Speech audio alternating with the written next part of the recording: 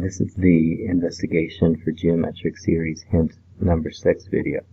So we know that it's pretty easy just by pressing enter over and over that we can generate all the numbers for this first column, right? 1.5, 1.65.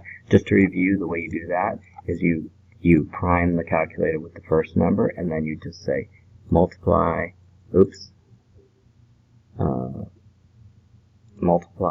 1.1, enter, and then you just keep doing that over and over, and you can see how we calculate all the numbers for the first column. Now we're trying to think of a better way to calculate the totals for each one. We know that to calculate each of these totals, we don't need to add up every single one of these numbers. We can take the total, the subtotal right above, add it to the new number, and then we get this number. So you can see the calculation I did back here to get these numbers. You can see that I multiplied 1.815 times 1.1 to get 1.9965, right? And then I took the 1.9965 and I added it to the previous total to get this total.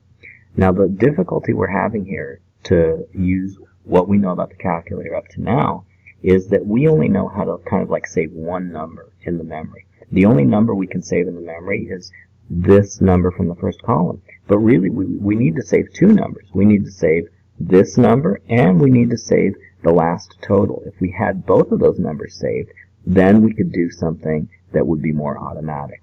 So let me show you how the calculator can actually save up to 26 numbers in its memory at any time. The way it does that is it has a memory space, and it actually has 26 memory spaces, and the name it gives to each memory space is the letter of the alphabet. That's why there's 26 total. Okay, so let's say I wanted to save a certain number in the memory called A. So the way I would do that is I would say, I would take the number I want to save, let's say I want to save the number 3.15, and then I would store it by pressing stow, and then I would say the name of the variable, which is A, and then, so this is saying I'm going to store 3.15 in the memory called A. And then, so now, how do I check that? If I do second A, and I just hit enter, it'll give me back the value that was stored in A. So you can see that if I put another letter here, any of the 26 letters, it'll store the number separately there. So now you can see I can use the memory locations A and B to store two different numbers, right? So I could first I would store 1.5, which is the first number, into A. So I'd say 1.5 store A.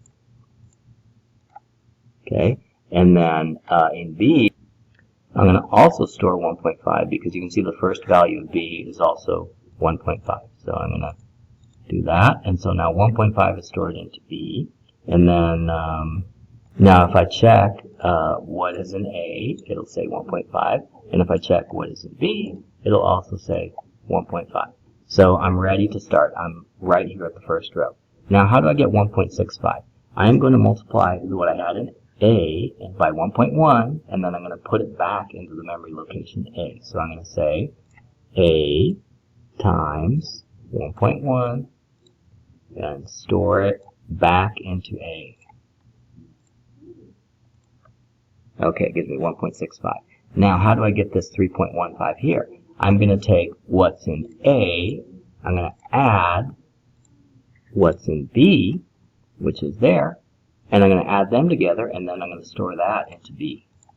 That'll give me the new value for B, 3.15.